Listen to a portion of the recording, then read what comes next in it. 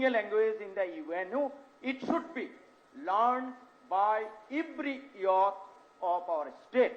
Karon Arabic language, moi kali mur eta obhigyotar kotha koisu, Kerala jitu স্থান আমি দখল কৰিবলৈ চেষ্টা কৰিব লাগিছিলে, আজি ভাৰতবৰ্ষৰ ভিতৰত কেৰালাই সেই স্থান দখল কৰিছে।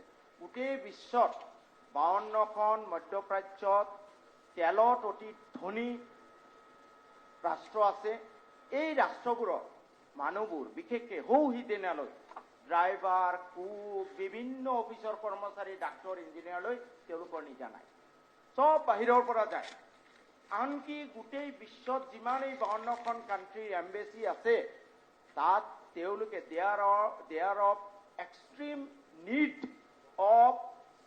of skillful person who are skilled in Arabic and English especially, যাতে তেওঁলোকে এৰাবিক কয় সেইটো যাতে সেই ল'ৰাবোৰে ইংৰাজীলৈ ট্ৰান্সলেট কৰিব পাৰে, আৰু বাহিৰৰ মানুহে ইংৰাজী ক'ব যাতে এই ল'ৰাবোৰে এৰাবিকলৈ ট্ৰান্সলেট কৰি সেই 52খন কাণ্ট্ৰিৰ যিসকল ৰিপ্ৰেজেণ্টেটিভ আছে তাক বুজাব পাৰে। গতিকে there is a huge opportunity for employment of our youth, and we should have taken advantage of it. Only Kerala has taken advantage of it. গতিকে মাননীয় অধ্যক্ষ মহোদয়, আমাৰ এই অসম ৰাজ্য নিবনুৱাৰে ভাৰাক্ৰান্ত এনেকুৱা এটা পৰিৱেশত যদি আমি এৰাবিক, উৰ্দু আৰু ইংলিছ লিটাৰেচাৰ এই তিনিটা ছাবজেক্ট, অকল এৰাবিক আৰু উৰ্দু হ'লে নহ'ব, লগতে ইংলিছ থাকিব লাগিব, ভাইচ ভাৰ্চা হ'ব লাগিব, English to Arabic, Arabic to English, এই তিনিটা লগতে অন্য ছাবজেক্টতো এমফেচিছ দিয়ক অলপ অলপ। Main emphasis Arabic, Urdu and English, তিনিটাত এমফেচিছ দি পেলাই যদি আমাৰ এই বৰ্তমানৰ এৰাবিক কলেজ বা স্কুলবোৰক আমি কনভাৰ্ট কৰোঁ as the centre of excellence for learning Arabic, Urdu along with English literature, and this institution will be open to all irrespective of religion, তেতিয়াহ'লে আমি এই বস্তুটোক, এই বিষয়টো আমি এটা এডভান্টেজলৈ ৰূপান্তৰ কৰিব পাৰোঁ। আমাৰ লাখ লাখ ল'ৰা ছোৱালী বহিৰ এই মিডল ইষ্টত চাকৰি পাব পাৰে। মন্ত্ৰী মহোদয়ে কৈছে আমাৰ ইতিমধ্যে বহুত মানুহ আছে তাতে। ছাৰ, মোক অলপমান বিষয়টো গুৰুত্বপূৰ্ণ আৰু আৱেগিকো, সেইকাৰণে মই কথাখিনি ভালকৈ ক'ব খুজিছোঁ। মই সেইকাৰণে মাননীয় অধ্যক্ষ মহোদয় আজিৰ এই সদনৰ যোগেদি এটা মেছেজ দিব খুজিছোঁ যে Arabic, let Arabic and Urdu having international importance be taught in our educational institutions, which are now regarded as the center of theological study, and that institution be open to all people irrespective of religion, যাতে আমাৰ লাখ লাখ ল'ৰাই এই মধ্যপ্ৰাচ্যৰ বা বিভিন্ন ঠাইত চাকৰি পাব পাৰে, আৰু তেওঁলোকৰ যিটো এমুলিউমেণ্ট, যিটো দৰমহা আমাৰ ইয়াতকৈ 10 গুণমান বেছি। তাত সাধাৰণ ড্ৰাইভাৰ এটা হ'বলৈ 2 লাখ 3 লাখ টকা দৰমহা পায়। মই জনাত কিছুমান এনেকুৱা ল'ৰা আছে যিসকলে 10 বছৰ চাকৰি কৰি গুচি আহিছে, তেওঁলোকৰ বেংক বেলেঞ্চ 1 কোটি 1.5 কোটি 2 কোটি চাকৰি কৰিলে ডক্টৰ, ইঞ্জিনিয়াৰ 10 বছৰ চাকৰি কৰিলে গুচি আহে, তেওঁলোকৰ ইমান দৰমহা। ঠিক আছে অধ্যক্ষ মহোদয়, এই কথাটো হৃদয়ংগম কৰি মই এমেণ্ডমেণ্ট আনিছোঁ। ৰিপিল কৰাত মই বাধা দিয়া নাই। অনলি এমেণ্ডমেণ্ট ইজ দ্যাট, প্ৰথম কথাটো যিটো in force, the act shall come into force at once.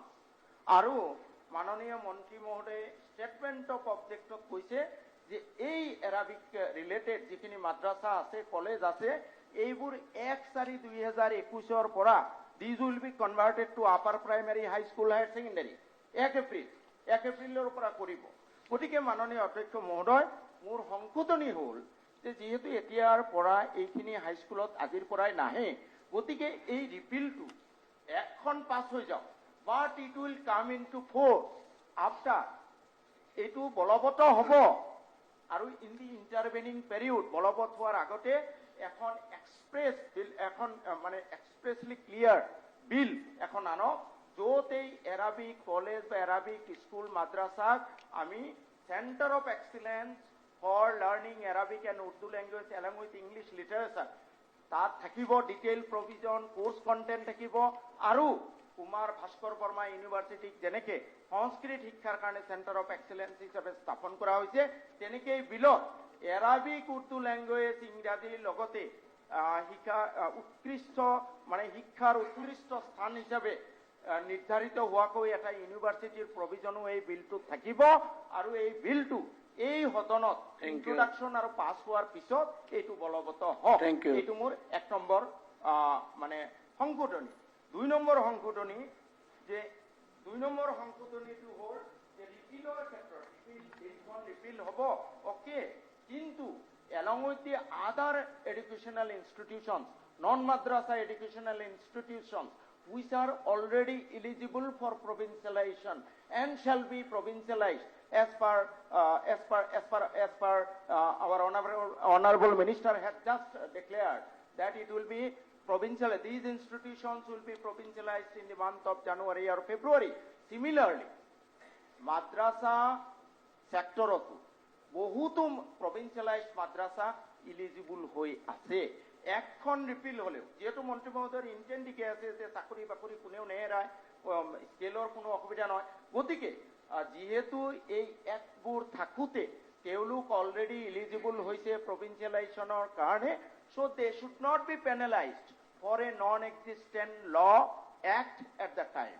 গতিকে মই এটা চৰ্ত ৰাখিছো যে যিবোৰ মাদ্ৰাছা অলৰেডি প্ৰভিঞ্চিয়েলাইজ হোৱাৰ কাৰণে অৰ্হতা সম্পন্ন হৈছে, সেই ৰিপিল হলেও মাদ্ৰাছাবোৰ মাদ্ৰাছাৰ কৰ্মচাৰীসকল প্ৰভিঞ্চিয়েলাইজ কৰা হ'ব।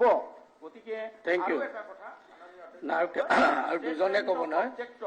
তেখেতে কৈছে এই অনুষ্ঠানবোৰ পৰিচালিত হ'ব, these will be under Assam secondary education provincialise school service rules. সেইটো লগতে মই আৰু দুটা বস্তু এড কৰিলে ভাল হয় বুলি ভাবো, সেইটো হ'ল আছাম মাদ্ৰাছা প্ৰভিঞ্চিয়েলাইজেশ্যন অফ মাদ্ৰাছা, এনেকুৱা ধৰণৰ 3খনমান আমাৰ এক্ট আছে মাদ্ৰাছা, যেনেকৈ আমাৰ এলিমেণ্টাৰীৰ কাৰণে এখন এক্ট আছে, ছেকেণ্ডাৰীৰ কাৰণে এখন আছে, হায়াৰ এডুকেশ্যনৰ কাৰণে আছে, মাদ্ৰাছাৰ কাৰণেও চাইমultaneously 3খন এক্ট প্ৰভিঞ্চিয়েলাইজ এক্ট কৰা হৈছিলে। গতিকে ইয়াত এই ৰুলখনৰ লগতে সেই মাদ্ৰাছাবোৰৰ সেই এক্টবোৰো ইয়াতে মেনশ্যন কৰা হওক। till a comprehensive bill is introduced converting these madrasas into center of excellence for learning Arabic and Urdu with a provision for a Arabic university in the line of Kumar Bhaskar Burma University. Thank you. এই বস্তুটো statement of object. Thank you. ধন্যবাদ। কমলেখ্যা দেৱ পুৰকাশ্য না কমলেখ্যা দেৱ amendment যিকেইজন দিছে ক'বলৈ দিলোঁ। আৰে ভাই আপোনালোকৰ চবেই দিছে একেলগে চহী কৰি, 12জনে ক'ব নেকি? নাই, সেইটো বেলেগ কথা। দিয়াত মই নিদিওঁ বুলি কোৱা নাই, তেখেতৰ নামকেইটা যিকেইটা লৈছে দি লৈছোঁ। মাননীয় অধ্যক্ষ মহোদয়, I beg to move after the subclause 2 of the clause 2 of the proposed bill, the following shall be added. 3. Government aided funded madrasa shall be henceforth to relevant university or subsidiary modernized. Suitably modernized.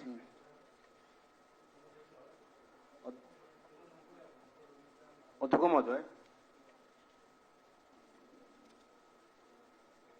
তাৰমানে কথাটো হৈছে কি, মই যেটো ক'ব বিচাৰিছিলোঁ যে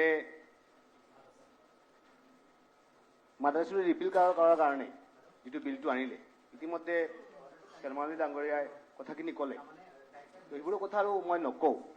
মোৰ কথাটো হৈছে কি অধ্যক্ষ মহোদয়, যে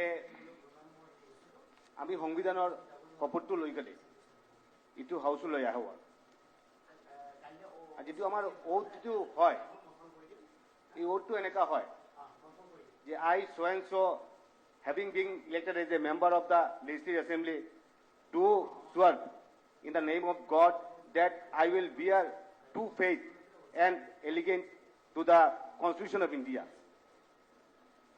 and by law established that I will uphold the sovereignty and integrity of India. অর্থাৎ অধ্যক্ষ মহোদয়, ভাৰতবৰ্ষৰ sovereignty আৰু ইন্টিগ্ৰিটিৰ প্ৰতি আমি কনষ্টিটিউশ্যনৰ প্ৰতি আমাৰ সম্পূৰ্ণ আস্থা থাকিব লাগে। এইটো শপতটো লৈ কেনে আমি এছেম্বলিলৈ আহোঁ। কথাটো হৈছে কি অধ্যক্ষ মহোদয়, যে মাদ্ৰাছা মডাৰ্ণাইজ কৰিব লাগে, মাদ্ৰাছা ইউনিভাৰ্চিটিলৈ ৰূপান্তৰিত কৰিব লাগে। আমাৰ কথাটো হৈছে কি, আমি ভালৰ কাৰণে এই এক্টখন কৰিম বাৰু, যিটো এক্টে অসমৰ এটা গঢ় দিব, অসমৰ এটা পৰিৱেশ সৃষ্টি কৰিব, যাতে প্ৰত্যেকটা ৰাইজ তেওঁৰ অধিকাৰ লৈ থাকিব পাৰে। এইটো কাৰণে আমি যিটো চালোঁ যে প্ৰধানমন্ত্ৰী 15 পইণ্ট প্ৰগ্ৰাম তাতে ক্লিয়াৰলি লেখা আছে সিৰিয়াল নাম্বাৰ 4 যে মাদ্ৰাছাকেইটা মডাৰ্নাইজ কৰিব লাগে, যে মাদ্ৰাছা আৰু আপগ্ৰেড কৰিব লাগে। ইটো বিলটো তাতে আনাৰ উদ্দেশ্যটো মই ধৰিব পৰা নাই, 1 নম্বৰ কথা। 2 নম্বৰ কথা, অধ্যক্ষ মহোদয় Yogi Aditya, honourable chief minister Uttar Pradesh, তেওঁৰ ষ্টেটত আমি ভালকে চালো গম পাব যে বিগত 20-21ৰ যিটো বাজেট আছে, বাজেটত অধ্যক্ষ মহোদয় তাতে প্ৰায় 579 কোটি তাতে চেংচন কৰা হৈছে মাদ্ৰাছাৰ ডেভেলপৰ কাৰণে, এডুকেশ্যনৰ কাৰণে। তো মই ধৰিব পৰা নাই য'ত ইউপিত এনেকা চিষ্টেম কৰা হৈছে, বেলেগ বেলেগ ষ্টেটত বেলেগ বেলেগ এনেকা ইনষ্টেঞ্চ আছে, বহুতখিনি ষ্টেটত চলি আছে। আমাৰ অসমত ইটো ৰিপিল কৰাৰ কাৰণে এই পৰিৱেশটো কিয় আহিলে, এইটো কাৰণটো কি, এইটো মন্ত্ৰীমহোদয়ৰ পৰা জানিব বিচাৰিছোঁ। কাৰণ আমাৰ উদ্দেশ্যটো হৈছে যে মাদ্ৰাছা যি চলিব লগা হয় আৰু ভালকে চলক আৰু মডাৰ্নাইজ কৰিব লাগে, আৰু ভাল এটা পৰিৱেশ সৃষ্টি কৰিব লাগে, য'ত নেকি গভৰ্ণমেণ্টৰ এটা হেৰি থাকিব, গভৰ্ণমেণ্টে নিজাকে কিবা সিদ্ধান্ত এটা ল'ব পাৰে, গভৰ্ণমেণ্টৰ নিজৰ এটা কৃতিত্ব এটা থাকিব। আমি এইটো বিচাৰো, এইটো কাৰণে এইটো বিচাৰো য'ত কৰিলে আমাৰ অসমৰ ৰাইজ হ'ব, অসমৰ ৰাইজৰ কাৰণে এটা সুস্থ এটা পৰিৱেশ হ'ব। আৰু শৰ্মান্দা যিটো কৈছে আৰু যে কনষ্টিটিউশ্যনৰ তেখেতৰটো ক'লে আপোনাৰটো কওক। আৰু দুজনমানে শপতটো যিটো লৈছো, আৰু সংবিধানৰ শপতটো লোৱাৰ উদ্দেশ্যটো হৈছে সংবিধানৰ যিটো কথা আছে ইটোৰ লগত যাতে আমাৰ কামত যাতে যিটো বিল যিটো আমি ৰিপিল যিটো কৰো পিছতে যাই কিনে যাতে এনেকা কিবা নহয়, এইটো কাৰণে সংবিধানক মানি কেনে যাতে বিলটো যাতে হেৰি কৰা হয়, যাতে পিছতে ইটো লৈ যাতে ইটো মই মন্ত্ৰীমহোদয়ৰ পৰা অনুৰোধ জনাইছো। আপিছ বছৰ আহমেদ, আপোনাৰ এটা আছিলে, কিবা ক'ব নেকি? কওক, আপোনাৰ এটা দেখিছিলো, শেষ কৰি দিব পিছত। মাননীয় অধ্যক্ষ মহোদয়, এই বিষয়টো লৈ বিল যিদিনাখন লেখ কৰা হয় সেইদিনাখনো আলোচনা হৈছে, আৰু আজিও আমাৰ চেয়াৰমেন সাহেবে যথেষ্ট তথ্য দাঙি ধৰিছে। একচুৱেলি আমাৰ মন্ত্ৰী মহোদয়ে যে কৈছে মাদ্ৰাছাবোৰত চৰকাৰী টকা দি ধৰ্মীয় শিক্ষা দিয়া হয়, এই কথাটো 100% সত্য নহয় আৰু 100% মিছাও নহয়। আমাৰ সমাজত দেশ স্বাধীন হোৱাৰ পিছৰ পৰাই দেশৰ সংবিধানৰ আওতাত এই মাদ্ৰাছাবোৰ প্ৰতিষ্ঠা কৰা হৈছিল প্ৰথম, আৰু এই মাদ্ৰাছা শিক্ষা বিফৰ 800 years বেক আমি চাওঁ যদি তাৰ পৰাই পাওঁ। চৰকাৰী পইচা দি ধৰ্মীয় শিক্ষা নীতিগত হিচাপে মুছলিম ক্লাৰ্ক যিমান আছে কোনেও এইটো মানি নলয়। আজি পৃথিৱীৰ আটাইতকৈ ডাঙৰ মুছলিম ইউনিভাৰ্চিটি ৰিলিজিয়াছ থিঅলজি দাৰুল উলুম দেওবন্দ যে আছে, তাৰ মূল প্ৰিন্সিপল তাত আছে, কোনো এজন মানুহে যদি অকলে মাহত 1 কোটি হওক আৰু 10 কোটি খৰচ হওক বোলে মই চলাই দিম এইখন, সেইটোও এলাউ কৰা নাই। যে এইখন মাদ্ৰাছা জনসাধাৰণৰ কণ্ট্ৰিবিউশ্যনৰ ওপৰত 1 টকা 2 টকা এইখন চলিব, আৰু নীতিগত হিচাপে চৰকাৰী পইচা লোৱা তেনেকুৱা অনুষ্ঠান অসমতো আছে। এতিয়া যদি মাদ্ৰাছাবোৰত আৰবী শিক্ষা দিয়া হৈ আছে, এটা কথা মই মাজতে কৈছোঁ যে আৰবী শব্দ আজি আমাৰ অসমীয়াৰ মাজতো বহুত হাজাৰ হাজাৰ। সৈয়দ আব্দুল মালিক প্ৰয়াত, তেখেতে এখন ডিকশ্যনাৰী লিখিছিল, প্ৰিণ্ট হ'লনে নাই গম নাপাওঁ। তেখেতে কৈছিল যে ইছলামী শব্দ বাদ দিলে মানুহে কাপোৰ পিন্ধি থাকিব নোৱাৰিব। জোতা, মোজা, টুপি, কামিজ, সালোয়ার ইত্যাদি সব পার্সি আরবি শব্দ। আমি যদি কোর্টত যাওঁ, উকিল, হাকিম, মুন্সিফ, পেশকার, সিস্তাদার ইত্যাদি সব পার্সি আর আরবি শব্দ। আজি আটাইতকৈ মোস্ট ইন্টারেস্টিং কথা হল যে ইছলাম জগতৰ লগত আৰবীৰ লগত আৰব কাণ্ট্ৰিৰ লগত আটাইতকৈ ডাঙৰ দুশ্মনী হল ইজৰাইলৰ। ইজৰাইলৰ সেকেন্ড নেশ্যনেল লেংগুৱেজ হল আৰবী। আজি অকল আৰবী বুলি কোৱাৰ লগে লগে মুছলমান আছে এনেকুৱাও নহয়। আজি ইজিপ্তত যাওক বহুত খ্ৰীষ্টান আছে, তেওঁলোকে আৰবী, তেওঁলোকৰ মাতৃভাষা। পেলেষ্টাইনত যাওক তেওঁলোকৰ মাতৃভাষা আৰবী আছে সেইকাৰণে এজ এ লেংগুৱেজ এই অনুষ্ঠানবোৰত আৰবী ইন্ট্ৰডিউচ কৰা হৈছে কিছু ধৰ্মীয় লেখ যে আছে এইটো যিহেতু এই মাদ্ৰাছাবোৰ প্ৰতিষ্ঠা কৰোঁতে ৰাইজত দান বৰঙণি কৰিছিল আৰু যিটো কৌমী বা খাৰেজী মাদ্ৰাছা কোৱা হয় কিন্তু পৰৱৰ্তী পৰ্যায়ত গৈ পেলাই কিছু মহলে মই ন্যস্ত বুলি নকওঁ তেওঁলোকে এইবিলাক গভৰ্ণমেণ্টৰ লগত বোৰ্ডৰ লগত তেওঁলোকে এটাচ কৰিছে আজি এই মাদ্ৰাছা বোৰ্ড বা ছিষ্টেমটো আমি আগৰ ইতিহাস যদি বাদ দিওঁ দেশ বিভাজনৰ আগত 1934ত এই ফাৰ্ষ্ট এইখনক অৰ্গেনাইজ কৰি চৰকাৰী ছেক্টৰত যিবিলাক মাদ্ৰাছা এখন বোৰ্ড হৈছিল দেশ স্বাধীন হ'ল তেতিয়া তাৰ হেড অফিচ আছিল ডাইৰেক্টৰেট আছিল চিলেটত দেশ স্বাধীন হোৱাৰ পিছত ইয়াৰ শিফ্ট হ'ল অৰ্থাৎ চিলেট বেলেগ হৈ গ'ল অসমৰ ৰাজধানী মেঘালয় শ্বিলঙত আহিল তাৰ অফিচ তাৰপিছত মেঘালয় ক্ৰিয়েশ্যনৰ হোৱাৰ পিছত ইয়াৰ অফিচ আহিল ইয়াত কাহিলীপাৰাত কি নগাঁৱত আহিল নগাঁৱৰ পৰা আকৌ গুৱাহাটী যদি কিবা পৰিৱৰ্তন আনিব লাগে ইয়াত আমি কেতিয়াও নাভাবোঁ যে চৰকাৰী মাদ্ৰাছাৰ পৰা আমাৰ ৰিলিজিয়াছ কিবা ছাৰ্ভিচ আমি পাম ইয়াৰ পৰা এইটো আমি মুছলিম কৌমে কেতিয়াও প্ৰত্যাখ্যান নকৰে এইটো যি কৌমী নিজস্বভাৱে প্ৰতিষ্ঠিত মাদ্ৰাছা আছে তাৰ পৰাই যথেষ্ট আমাৰ ইমাম লাগে মুয়াজ্জিন লাগে বিভিন্ন ধৰ্মীয় যিবিলাক আচাৰ অনুষ্ঠান পৰিচালনা কৰাৰ বাবে আমাৰ দৰকাৰ আছে সেই তাৰ পৰা চৰকাৰী মাদ্ৰাছাৰ পৰা সেইটো আশা নকৰে সেইকাৰণে আজি আমি সেইদিনাখনো কৈছিলোঁ যে ডিচিশ্যনটো খুব সোনকালে হৈ আছে এইটো অলপ চেণ্টিমেণ্টৰ লগত জড়িত আছে মানুহৰ বহুত মানুহ আছে লাখ মানুহ আছে মই সেইদিনাখন কৈছিলোঁ যে 1,20,000 ষ্টুডেণ্ট আছে তাৰপিছত এই আমাৰ শ্বেৰমান ডাঙৰীয়াই কোৱাৰ দৰে তাত 300তকৈ অধিক ভেঞ্চাৰ যাৰ ডেজাৰ্ট টু বি প্ৰভিন্সিয়েলাইজড তেনেকুৱা এটা পৰ্যায়ত আছে তেওঁলোকৰ সেই আৰু এইটোতো 2 নম্বৰত ৰাখিলেও যিবোৰ ল'ৰা ছোৱালী আজি তাত পঢ়ি আছে আজি যদি আজিৰ পৰা 2 মাহ পিছত গোটেইখিনি মাদ্ৰাছা ইমিডিয়েট এফেক্ট যদি কনভাৰ্ট কৰা হয় গোটেই তাৰ কেৰেক্টাৰিষ্টিক গোটেইখিনি যদি চেঞ্জ অৰ্থাৎ বৰ্ডত যোৱাৰ লগে লগে তাৰ চিলেবাছ চব চেঞ্জ হৈ যাব এই ল'ৰা ছোৱালীখিনি এটা এনেকুৱা সাগৰত পৰিব সাঁতুৰিও কিনাৰ নাপাব সেইকাৰণে আমি মন্ত্ৰী মহোদয়ক বা চৰকাৰক অনুৰোধ জনাব বিচাৰিছোঁ বিষয়টো ইমান তড়িঘড়ি নকৰি সংশ্লিষ্ট কৰ্তৃপক্ষৰ কিবা এটা থাৰ্ড ৰাস্তা ওলাই নেকি যিবোৰ মাদ্ৰাছাৰ আজি আমাৰ মন্ত্ৰী মহোদয়ও তেখেতৰ খুব ভক্ত আছিল হজৰত মহম্মদ তৈয়বুৰ ৰহমান চাহাব হাইলা গান্ধীৰ তেওঁ জানে ভালকৈ বদৰপুৰত তেওঁ গৈছিল তাতে তেখেতক যথেষ্ট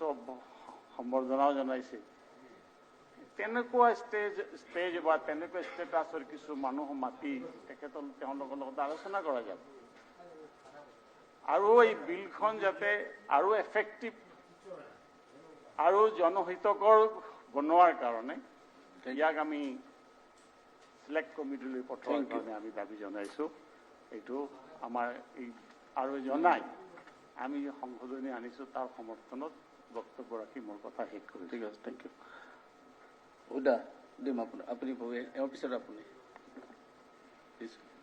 মই দিম আপোনাক মাননীয় অধ্যক্ষ মহোদয় মাদ্ৰাছা শিক্ষা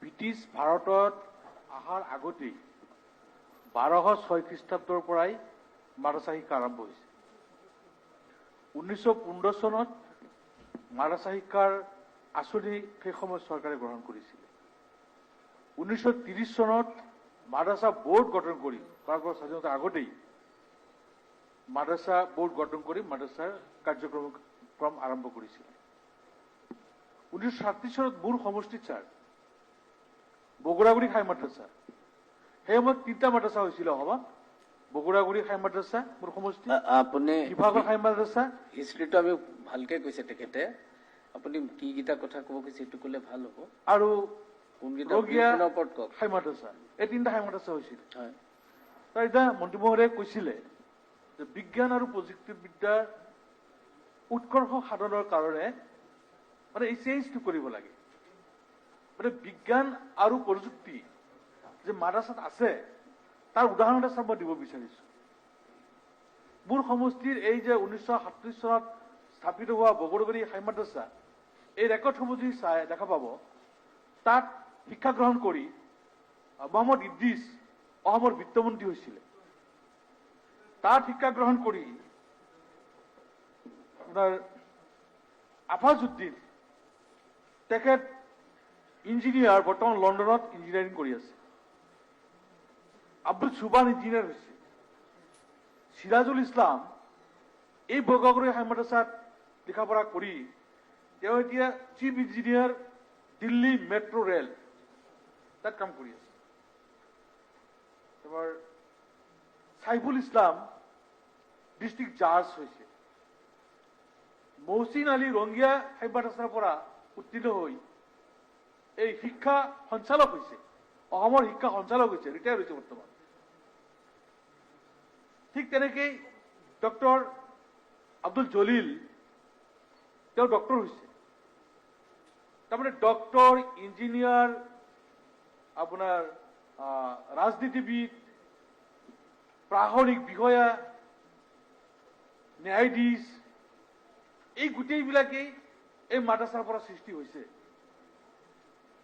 গতিকে এই কথাটো নহয় যে মাদ্ৰাসাত বিজ্ঞান আৰু প্ৰযুক্তি নাই। মন্ত্ৰীমহোদয়ে কৈছিলে যে 100 নম্বৰ কোৰাণৰ শিক্ষাত লৈ যায়। ছাৰ 100 নম্বৰ কোৰাণৰ শিক্ষাত নিনিয়ে। 100 নম্বৰৰ ভিতৰত 10 নম্বৰ মাত্ৰ কোৰাণৰ পৰা আহে প্ৰশ্ন আৰু 5 নম্বৰ হদিছৰ পৰা আহে।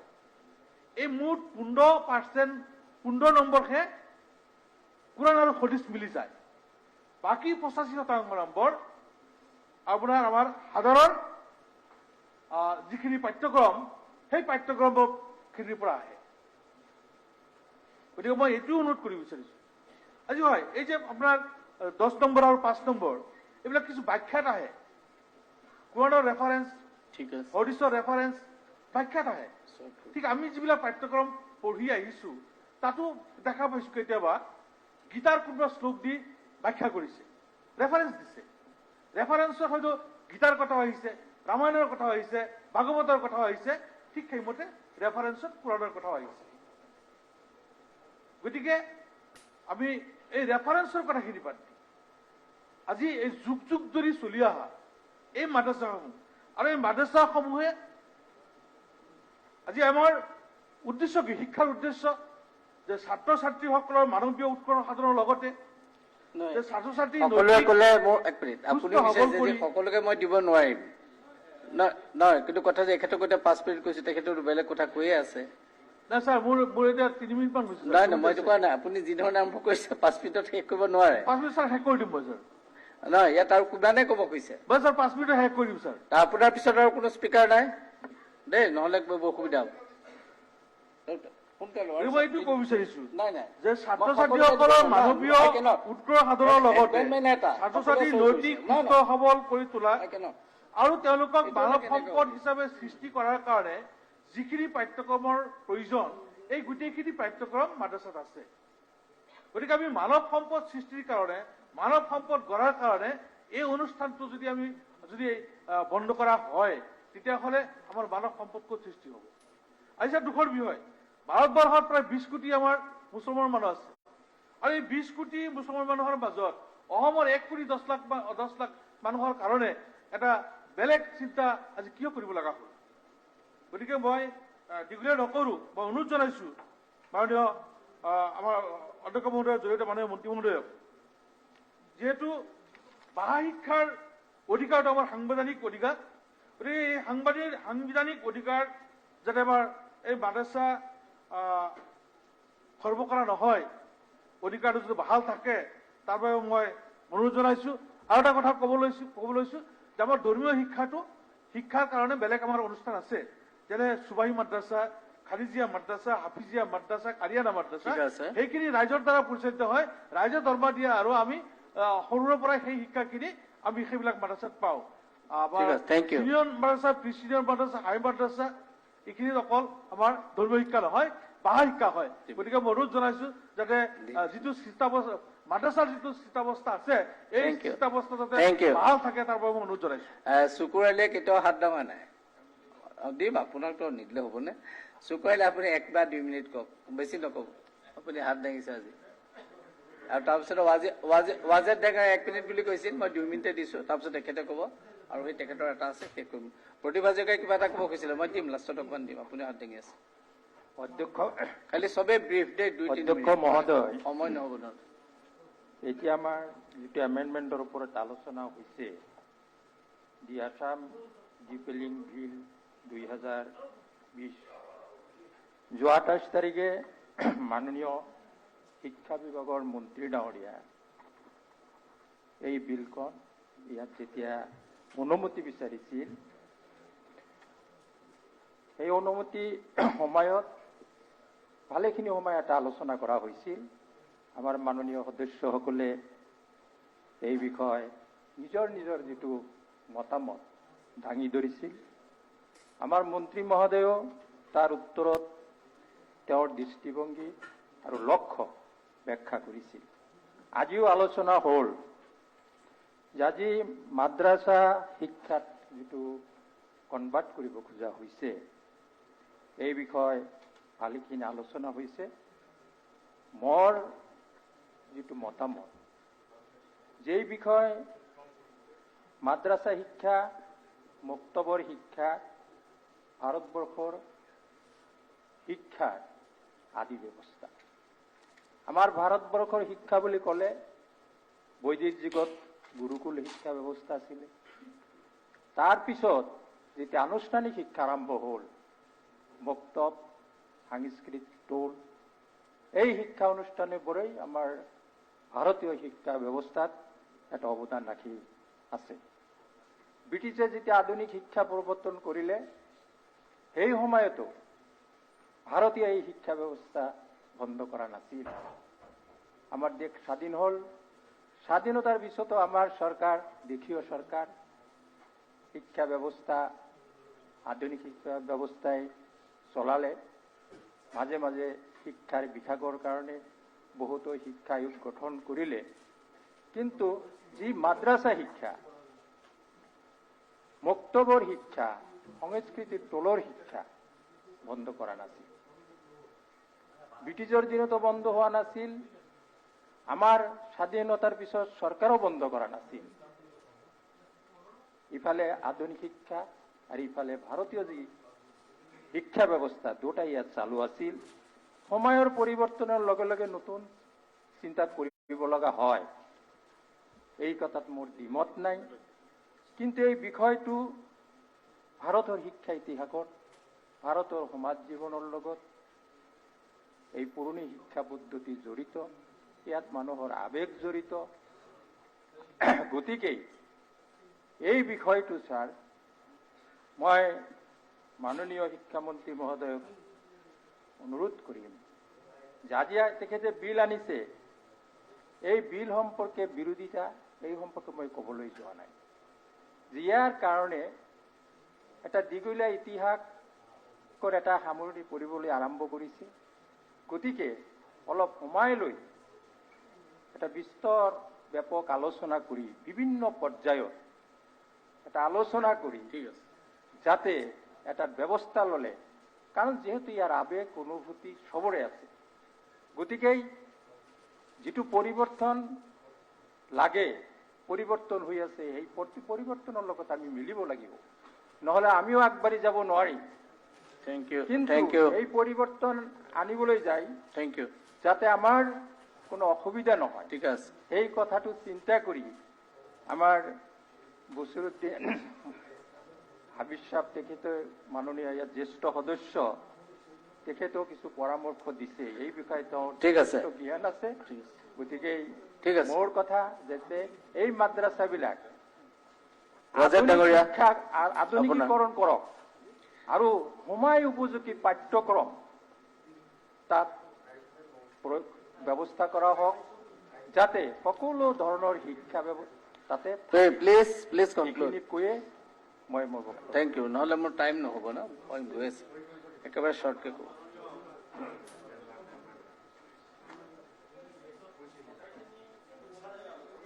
হয়, শ্বেৰমান আলী ডাঙৰীয়া ডিটেইলছ কথাবিলাক কৈছে, মোৰ কোৱাৰ ইচ্ছা নাছিল, কিন্তু মই মাদ্ৰাসা বোৰ্ডৰ সভাপতি আছিলোঁ, এইটো আজি আমাৰ শিক্ষামন্ত্ৰী ডাঙৰীয়াও জানে। গতিকে মাদ্ৰাসা বোৰ্ডৰ সভাপতি থাকি আজি যদি এষাৰ মাত নামাতো বেয়া। কিন্তু এটা কথা ক'ব বিচাৰিছো আপোনাৰ জৰিয়তে মন্ত্ৰী মহোদয়, যিদিনাখন মই সভাপতি আছিলোঁ সেই সময়ৰ মুখ্যমন্ত্ৰী তৰুণ গগৈ ডাঙৰীয়া আৰু সেই সময়ৰ শিক্ষামন্ত্ৰী হেমন্ত বিশ্ব শৰ্মা ডাঙৰীয়াই মোক এটা প্ৰস্তাৱ দিছিল। সেই প্ৰস্তাৱটো কি আছিল যে যিবিলাক খাৰেজী মাদ্ৰাসা আছে, ইছলামীয়া মাদ্ৰাসা আছে, প্ৰাইভেট মাদ্ৰাসা আছে, আপুনি তেখেতসকলৰ লগত কথা পাতক, আমি তাত ইংৰাজী, ছায়েন্স, মেথামেটিক্স আমি ছাবজেক্ট দিম, টিচাৰখিনি আমি দিম, আৰু এই মাদ্ৰাসাৰ ইনফ্ৰাষ্ট্ৰাকচাৰৰ কাৰণে আমি সহায় কৰিম। এই প্ৰস্তাৱটো দিয়াৰ পিছত মই সেইবিলাক মাদ্ৰাসাৰো এটা বোৰ্ড আছে, তানজিম বোৰ্ড, তাৰ সভাপতি আছিল মৌলানা বদৰুদ্দিন আজমল নাগৰ, এতিয়াও বোধহয় আছে। তো মই ডাইৰেক্ট তেখেতৰ লগত কথা নাপাতি মোৰ ডাইৰেক্টৰ আছিল আব্দুল কাইয়ুম আল আলামী, তেখেতক ক'লো যে আপুনি কথা পাতক, কাৰণ মোৰ লগত তেওঁৰ এটা ৰাজনৈতিক এটা চলি আছিল, জানে আপোনালোকে। তেওঁ কথা পাতিলে, তেওঁলোকে এইটো ৰিজেক্ট কৰিলে যে আমি ধৰ্মীয় মাদ্ৰাসাসমূহক আমি চৰকাৰী কোনো অনুদান নলওঁ, ডাইৰেক্ট ৰিফিউজ কৰিলে। এইকাৰণে কথাটো মই উল্লেখ কৰিছো যে আজি কোৰাণ পঢ়াবলৈ চৰকাৰী অনুদান আমাৰ মুছলমান সম্প্ৰদায়ৰ মানুহৰ প্ৰয়োজন নাই। হাদিছ পঢ়াবলৈ চৰকাৰী টকাৰে হাদিছ পঢ়াবলৈ তেওঁলোকে এইটো বিচৰা নাই, কিন্তু এইটো পৰম্পৰাগতভাৱে চলি আহিছে। কোনোদিন আজিলৈকে কালি মন্ত্ৰী মহোদয়ে কোৱা মতে যে এই 70 বছৰত কোনো অবজেকশ্যন কৰা নাই, কিন্তু এই প্ৰথম চৰকাৰ, এই চৰকাৰে প্ৰথম অবজেকশ্যন আনিলে। আৰম্ভণিৰ পৰা প্ৰথম মাদ্ৰাসাবিলাক শুক্ৰবাৰে বন্ধ আছিল, সেইটো ষ্টপ কৰাই দেওবাৰে কৰিলে। আমিতো আপত্তি কৰা নাই। এই চৰকাৰে চেঞ্জ কৰিব বিচাৰিছে, চৰকাৰৰ কথাত আমি চলিব লাগিব, হাদিছৰো কথা, চৰকাৰৰ সিদ্ধান্ত আমি মানি চলিব লাগিব, এইটো হাদিছেও কৈছে, আমাক ইছলামেও কৈছে। শুক্ৰবাৰৰ জেগাত দেওবাৰে বন্ধ ডিক্লেয়াৰ কৰিলে, মানি লৈছে। আজি যোৰহাটৰ যিটো মক্তব মাদ্ৰাসা, আপুনি জানে, আপুনি বোধহয় তাত পঢ়িছে নে নাজানে, কিন্তু তৰুণ গগৈ ছাৰেও তাত লিখা পঢ়া কৰিছিল, সেইটো নামটোও চেঞ্জ কৰি দিলে, মাদ্ৰাসা নামটো উঠাই দিয়া। আমি আপত্তি কৰা নাই। এতিয়া আছে কথা হ'ল নাম একেটাই আছে। হা, মানে আমাৰ এটা ধাৰণা হৈছে, অসমৰ সংখ্যালঘু ৰাজ্যৰ এটা ধাৰণা হৈছে যে অসমৰ পৰা মুছলমানৰ নাম নিশানা মানে উঠাই নিদিয়ালৈকে এই চৰকাৰ শান্তিত নাথাকে। এইটো মোৰ কথা কোৱা নাই, অসমৰ ৰাইজৰ চেণ্টিমেণ্টৰ কথা কৈছে। সেইকাৰণে মন্ত্ৰী মহোদয়ে যিটো কৰিব বিচাৰিছে, সেইটোত আমি যিসকলে ইয়াত প্ৰতিনিধিত্ব কৰিছো, আমি কিন্তু বুজি পাইছো যে তেওঁ ভাল চিন্তা কৰিছে, কিন্তু চেণ্টিমেণ্ট অফ দি পিপুল। আজি বহুতে মই হাউজত আহোঁতে সংবিধান মেনশ্যন কৰি দিয়ে যে সংবিধানৰ অনুচ্ছেদ 28, 29 তাত আছে, এইটো চৰকাৰে বন্ধ কৰিব নোৱাৰে। মই ক'লো সেইবিলাক লৈ বাছ কৰিবলৈ মই নাযাওঁ। গতিকে আমাৰ বছিৰ আহমেদ কাছিমি ডাঙৰীয়া, তেখেতেও কটনৰ আৰবিকৰ লেকচাৰাৰ আছিল, তেখেতেও এটা ছাজেশ্যন আজি আগবঢ়াইছে। আমিও কওঁ যে এইটো চেণ্টিমেণ্টৰ কথা, অন্য একো নহয়। গতিকে এটা কমিউনিটি এই চেণ্টিমেণ্ট যিটো আছে, এই চেণ্টিমেণ্টটো মানে আপাতত মই ভাবো যে ইমিডিয়েট এটা সিদ্ধান্ত নলৈ হয়তো লাহে ধীৰে এইটো এটা কমিটি বনাই দি বিভিন্ন যিবিলাক আমাৰ মাজত মুছলিম ভাল শিক্ষিত মানুহ আছে, তেওঁলোকৰ পৰা 2 এজন মানুহক বা অন্য সম্প্ৰদায়ৰ মানুহ লৈ পেলাই এটা কমিটি বনাই Thank you. এটা ভালকে ষ্টাডি কৰি পেলাই পিছত সিদ্ধান্ত Thank you. ল'লে ভাল হ'ব বুলি মই আপোনাৰ Thank জৰিয়তে you. মন্ত্ৰী মহোদয়ক অনুৰোধ জনাই Thank মোৰ you. বক্তব্য সামৰিছোঁ। ৰফিকুল ইছলাম, টাইমটো চাব। মাননীয় অধ্যক্ষ মহোদয়, ফৰ্মেলি আমি এইটো মুভো কৰা নাই, মোক দিছিল যদি আপোনাৰ মই নাই, এইটো তেখেতে কৰিলে বুলি ধৰিছোঁ। চাৰিজনৰ মাজত এজনে কৰিলে হয়। এইটো মুভ আমি হৈ গৈছে। এইটো আগতে গুচি গ'ল আপোনালোকৰ। মই তথাপি সেইকাৰণে এলাউ কৰিছোঁ। এইটো অ'কে ছাৰ। মই আপোনাক কি কথাখিনি কৈছে, কিবা যদি এডিশ্যন কৰে কৰক, কেইবাটাও ভাল চেচন প্লিজ দিছে। মোক বেছি টাইম নলওঁ, অলপ সময় মই ল'ম। মাননীয় অধ্যক্ষ মহোদয়, মই আজি কিছু পৰিমাণে আৱেগিক, কিন্তু সীমাৰ ভিতৰতে কম। আৰু মই পৰহিও অনুৰোধ কৰিছিলোঁ মাননীয় মন্ত্ৰী মহোদয়ক আপোনাৰ জৰিয়তে, যে যদি আমাৰ ছাৰেও কৈছিল কাছিমি চাহাবে, যে ছেলেক্ট কমিটিত পঠাই অলপ চিন্তা চৰ্চা কৰাৰ কাৰণে যদি সুযোগ দিলেহেঁতেন ভাল আছিল। আজি ৰাজ্যসভাত বহুত বিল পেণ্ডিং আছে মাননীয় অধ্যক্ষ মহোদয়, বছৰ বছৰ তাতে পেণ্ডিং আছে। আজি অতদিনৰ অনুষ্ঠান স্বাধীনতাৰ আগৰ পৰা চলি আছে, আৰু ইতিমধ্যে কোৱাও হৈছে এটা চেণ্টিমেণ্টো জড়িত আছে। আৰু চৰকাৰৰ আপোনাৰ মদতত চলি আছিলে অনুষ্ঠানবিলাক। গতিকে এই সিদ্ধান্তৰ আগত এতিয়াও যদি জাগা আছে, মই অনুৰোধ কৰিম যে আজি এই দফাই দফাই আলোচনা কৰি পাছ নকৰি যদি অলপ এইটো হোল্ড কৰিব পাৰে, মাননীয় মন্ত্ৰী মহোদয়ক মই এতিয়াও ৰিকুৱেষ্ট কৰিম, অনুৰোধ কৰিম যে সময় আছে পিছলৈ আৰু অলপ ডিছকাছ কৰি অলপ চিন্তা চৰ্চা আমিও কৰোঁ, আপুনিও কৰক, মাদ্ৰাছা স্কলাৰসকলৰ লগত বহি আলোচনা বিলোচনা কৰি পিছত যদি আমি এটা সিদ্ধান্তত আহিব পাৰোঁ বোধহয় ভাল হ'ব। ঠিক মই আৰু কেইটামান কথা কৈছোঁ। মাননীয় মন্ত্ৰী মহোদয় ইয়াৰ জাষ্টিফিকেশ্যনৰ ওপৰত তেখেতে সেইদিনাখন ভাল বক্তব্য দিছে, কিছু কথা তেখেতে কৈছে। ইতিমধ্যে কথাখিনিও আহিছে যে মাদ্ৰাছা দুই ধৰণৰ, এটা হ'ল বেচৰকাৰী মাদ্ৰাছা, তাতে কোনো পইচা নলয়। হয়, আমাৰ যিসকল গোটেই ইণ্ডিয়া লেভেলত যিসকল মাদ্ৰাছাৰ স্কলাৰ্ছ আছে, ডাঙৰ ডাঙৰ আছে, তেখেতসকলেও কয়। আৰু মাদ্ৰাছা কেম্পাছবিলাক প্ৰাইভেটলি চলি আছে, আমাৰ কমিউনিটিৰ মানুহে চলাই আছে। ইভেন কি গুজৰাটত মই গৈছোঁ, বহুত মাদ্ৰাছাৰ কেম্পাছ আমাৰ ইউনিভাৰ্চিটিৰ কেম্পাছৰ নিচিনা। ইউ পি বা অন্য কেৰেল অন্যান্য ষ্টেটত, আমি অলপ ফাইনেন্সিয়েলি ইমান চাউণ্ড নহওঁ, আমাৰ কেম্পাছবিলাক ইমান ষ্ট্ৰং নহ'লেও তথাপি বাছকান্দি বা হোজাই বা আৰু কিছুমান জেগাত আমাৰ গোৱালপাৰাতো দুই এখন মাদ্ৰাছা আছে, ভাল কেম্পাছ আছে, প্ৰাইভেট মাদ্ৰাছা মই কৈছোঁ, এটকা নলোৱাকৈ ধুনীয়াকৈ চলি আছে। অল অভাৰ দ্য মানে ইণ্ডিয়া হাজাৰ হাজাৰ অনুষ্ঠান, ধৰ্মীয় অনুষ্ঠান চলি আছে। কোনোদিন তেখেতসকলে আগবাঢ়ি নাহে, দিলেও নলয় বহুতে, তেনেকে চলি আছে। কিন্তু এই অনুষ্ঠানখিনি, এই মাদ্ৰাছাখিনি হ'ল আপোনাৰ, যেতিয়া দেখিল যে আমাৰ এটা অভিযোগ থাকে যে ধৰ্মীয় ৰিলিজিয়াছ ইনষ্টিটিউশ্যনখিনি অকল এটা ছাইডত তেখেতসকলে শিক্ষা দিয়ে, থিঅলজিকেল টিচিংখিনি এই মাদ্ৰাছাত হয়। গতিকে জেনেৰেল এডুকেশ্যনৰ লাগে।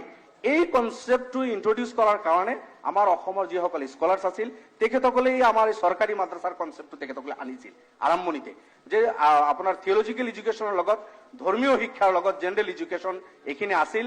আৰু চৰকাৰে টাইম টু টাইম এইটো এনকাৰেজ কৰিছে, ডেফিচিট চিষ্টেমত চলিছে, প্ৰভিন্সিয়েলাইজড হৈছে, আৰু আজিৰ এই ষ্টেজলৈকে সেইটো আহিছে। চৰকাৰে এইখিনি মদত কৰি, সহায় কৰি এই এটা পজিশ্যনলৈকে আনিছে। এতিয়া কথা হ'ল, মাননীয় মন্ত্ৰী মহোদয়ে কৈছে যে ধৰ্মীয় কোৰাণ শিক্ষাৰ কাৰণে কোনোবা বাইবেলৰ আবেদন কৰিব। হয়, নিশ্চয় তেখেতৰ কথাত যুক্তি আছে, ক'ব আমাক বাইবেলৰ শিক্ষা দিয়ক, আমাৰ গীতাৰ শিক্ষা দিয়ক, বা আবেদন কৰিব।